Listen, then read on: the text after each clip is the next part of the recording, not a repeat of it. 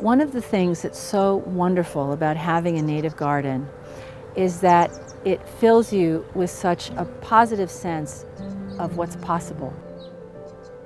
When you have a native garden, you see what you can do as one person to make the world a better place. You can provide homes for butterflies and caterpillars. You can provide caterpillars for the birds that are nesting. You can feed the caterpillars that feed the birds that give us song and natural pest control and all sorts of other ecosystem services.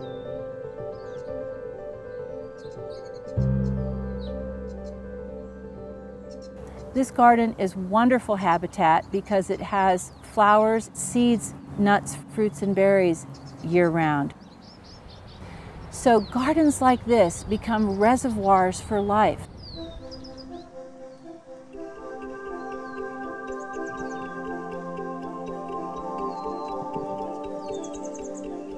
This garden is about 80% California native plants and about 20% non-native plants from other Mediterranean climate parts of the world. The tall trees provide filtered light in many parts of the garden year-round. Then plants have been clustered according to water needs and sunlight needs.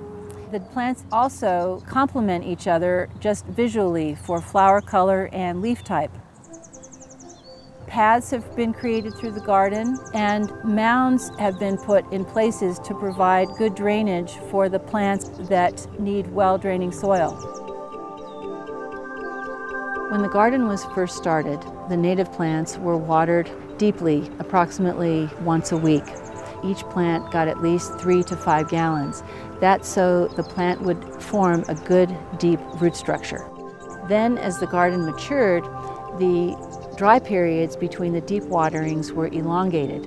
And now, because the garden is established, the plants are watered about once every 3 to 4 weeks.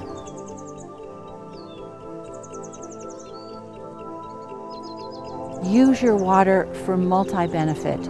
Use it to feed the ecosystem, make beauty, and make the nature of California come alive again.